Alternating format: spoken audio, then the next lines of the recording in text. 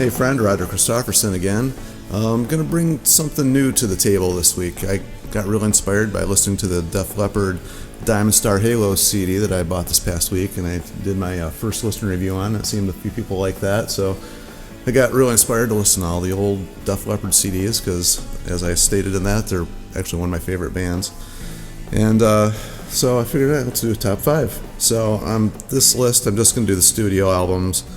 I'm not going to include anything from the live or the greatest hits or compilation albums they have. And that includes Yeah, which actually I thought was a pretty good CD on its own, but it's all cover songs, so I'm not going to include that in this, even though I think that's a pretty good album.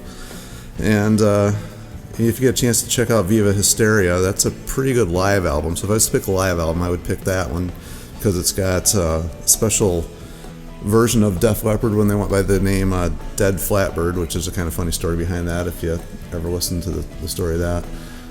They opened up for themselves as Dead Flatbird, and they did a whole bunch of older songs from the first few albums, from On Through the Night and Pyromania and High and Dry, and a lot of stuff that they don't play live that much anymore. And you get to see a chance there, right, to see and hear whichever version of that you get, because there's a DVD of it.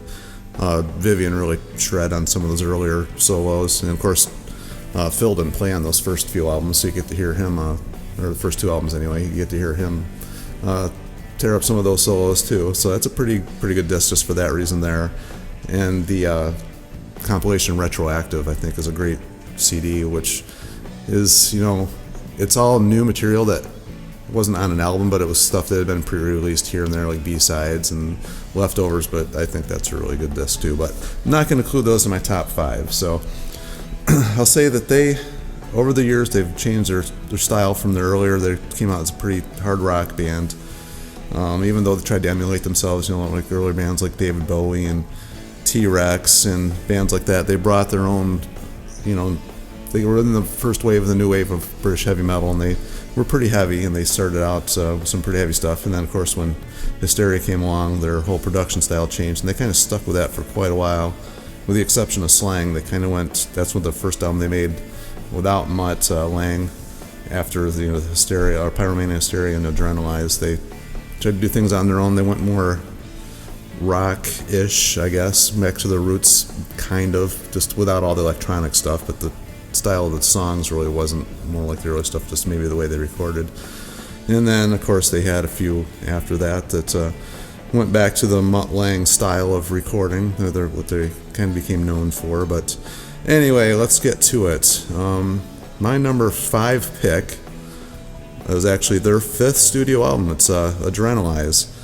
I really like this album. I don't think there's a bad song on this. And I actually will say that I like every single Def Leppard CD. There's not one that I can say I don't like. There's just a few that I just like better than the other ones, and I'll probably go to more than I will other ones. And the reason I like this one so much is because it's the last one that features anything with Steve Clark. And even though I don't think he played anything on it, and may be wrong there, but I don't think he played anything on it, but he did have some writing credits on it. White Lightning was like a great song, although it opens up, Let's Get Rocked, everybody knows that one. Heaven Is, Make Love Like a Man are pretty good songs. Tonight's actually a really good song. Clark had a little bit of writing in that one. And even the second side, with Have You Ever Needed Someone So Bad, the big ballad, is probably the only real slow song on the whole album, and I think that was released as a single, and it was a pretty big one. I think they still play it live and stuff. I've heard on a few of their live discs. And there's a few rockers on that side, so I like that album. And no apologies, I like that album. I thought it was really good. I liked it when it first came out, still like it, and I go back to it every now and then. So for number 4, I am going to go with their debut, On Through the Night. I really like this album a lot, actually. One of the very first Def Leppard songs I ever heard was on a show on the local radio station. It was called Metal Shop, and they would almost always, if not open with Wasted, but they would play it somewhere near the beginning of the show. And that was like my first introduction to Def Leppard, was actually the song Wasted, and they would play that almost every week. And this album has like a lot of rockers on it. It's got, the Rock Brigade, Hello America, which is probably the poppiest song on the album, I think. But they got, Sorrow is a Woman, It Could Be You, When the Walls Came Down, I'm skipping a couple here, Don't Matter, Answer the Master, Overture. I mean, come on, those are all like really kicking songs. And they're, young in their career, but they really had it down, I think, early on. I think that is just a really good album. It's still better than some of the newer ones that that they've come out with. I just really, really feel the energy and the youth in that album. And it inspired me to want to like become a musician and write songs too. Now, for my number 3, I had a tough time deciding between 3 and 2, but I went with number 3 is High and Dry, and that was the first one, the second album, it's the first one they did with Mutt. He didn't really, do his super production techniques like he did starting with Pyromania, but he can hear his production on this album for sure. Opens up with Let It Go, another hit and run, Saturday Night High and Dry. He actually inspired Joe Elliott to sing a little bit higher on this album, I think, Bringing on Heartbreak being a good indication of that one, where he really pushed him to his limits on that one. He brought out some really good performances on this album. Lady Strange is on this one, On Through the Night. Mirror, Mirror, Look in My Eyes, one of my favorite Def Leppard songs. It's all on this album, and it rocks. And I know probably there's going to be a lot of people that I think I should rate this one higher, but I do have a couple that I like better. So for number 2, I think I did that right. I don't know, maybe I screwed up, but number 2 anyway, I'm going with Pyromania. And I picked Pyromania because this is the first album that I actually got from them. This is like when I really, really started getting into music. Def Leppard was like the band that really was doing it for me. You got Rock Till You Drop. Of course, their huge hit Photograph on this one. Stage Fright, decent song. The only reason this didn't rate any higher was because Stage Fright is okay. Too Late for Love is a good song. Die Hard the Hunter I love. Foolin', Rock of Ages, they're all on this. I mean, these are kicking songs. These are like some of the ones that they're really famous for. Coming Under Fire, I actually love that song as well. Action Not Words is also another one that was kind of like for me. And I like Billy's Got It Gone. And then it had that weird ending thing on there that when I actually bought this on cassette, I thought something was wrong with my cassette. I was like 12, 13 years old when I got this thing.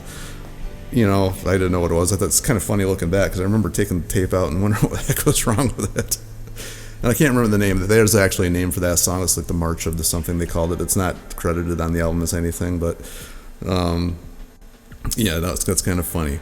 So it might not be any surprise to some people. What I'm going to pick is my number 1 album, but it's Hysteria.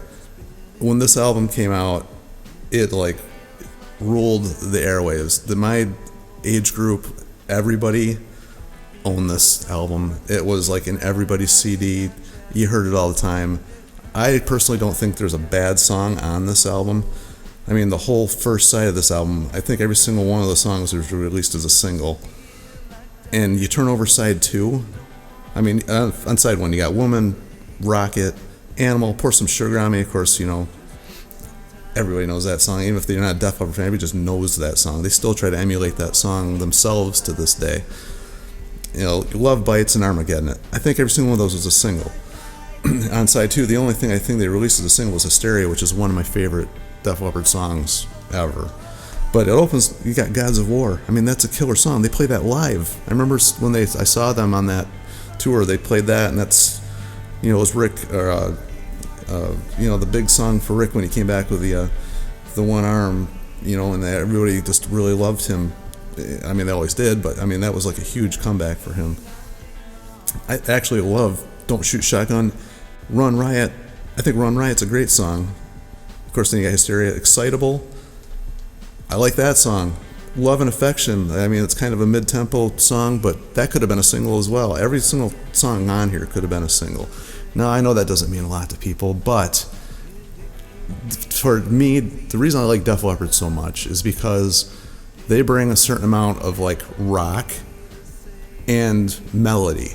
And they're one of the very few bands that I think does that very well.